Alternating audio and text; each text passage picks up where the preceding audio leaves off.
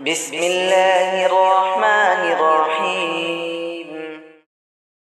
ونزعنا ما في صدورهم من غل إخوانا على سرور متقابلين.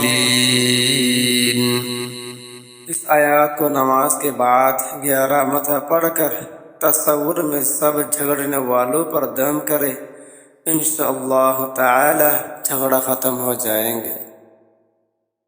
ونزعنا ما في صدورهم من غل إخوانا على سرور متقابلين. ونزعنا ما في صدورهم من غل إخوانا على سرور متقابلين. ونزعنا ما في صدورهم من غل إخوانا على سرور متقابلين. ونزعنا ما في صدورهم من غل إخوانا على سرور متقابلين.